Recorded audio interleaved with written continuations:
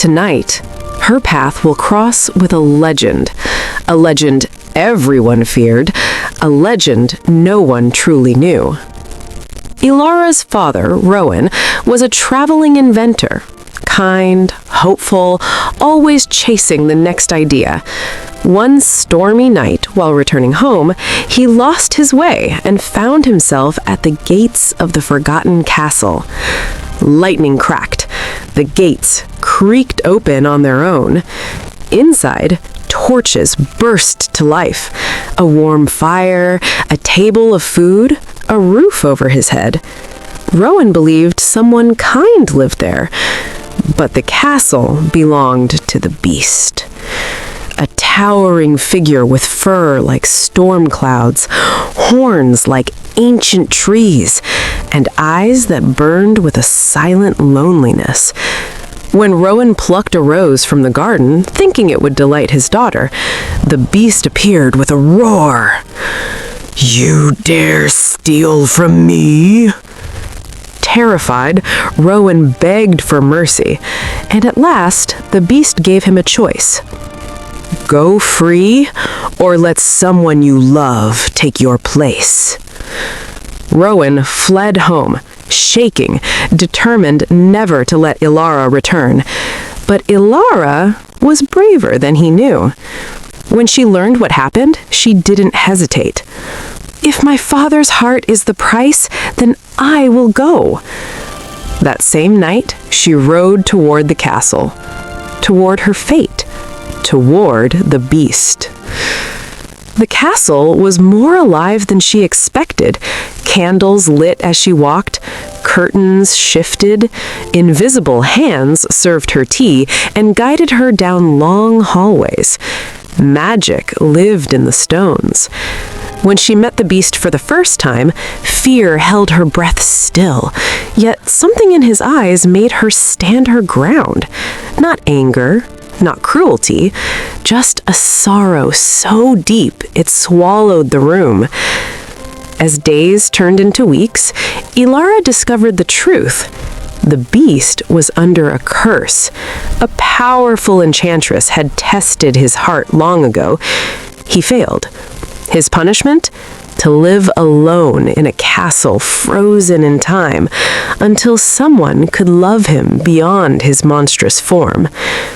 At first, he barely spoke. He hid from her gaze. He moved with heavy steps filled with regret. But slowly, very slowly, she began to see the man behind the fur. They shared dinner talks. She read stories to him by the fireplace. He showed her the enchanted rose, glowing faintly, petals falling one by one. When the last petal falls, I remain a monster forever. Something in Elara's heart softened. She felt fate shifting beneath her feet. Winter melted into early spring. The beast became less of a shadow and more of a companion. He learned to laugh again, awkwardly, like someone rediscovering joy. He tried to smile, though his fangs made it complicated. He showed her the castle gardens, the moonlit balcony, the library so huge it felt like a universe of stories. And Elara began to look forward to his presence, his protection, his unexpected humor, his quiet gentleness. One night, she confessed, "You're not what I thought you were." "And what did you think I was?" "A monster." "And now?" She smiled, and that smile lit a spark in his chest he thought long dead. Just when love began to grow, danger returned. In the village, rumors spread, stories twisted, fear grew. Villagers believed a monster had captured Elara. A hunting party was formed. Torches, weapons, anger. Meanwhile, the enchanted rose was nearly bare. One evening, the beast saw sadness in Elara's eyes. "You miss your father." "Yes, but I don't want to leave you." The beast stepped aside. "Go to him. If you choose to return, my heart will be waiting." It was the bravest thing he ever did. But once she reached home, the villagers followed her. They learned of the beast, and chaos erupted. "We end the monster tonight!" Ilara ran after them, breathless, terrified. At the castle, a storm crashed overhead. The beast fought only to defend himself, not to harm. Still, he was outnumbered. Struck down, he collapsed beside the last glowing petal.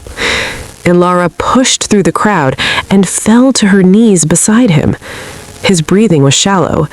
The rose's final petal hovered, trembling, ready to fall. "You're not a monster. You're my friend, my heart, my home. I love you." The petal fell. Silence. Then, light burst from the rose like a sun reborn.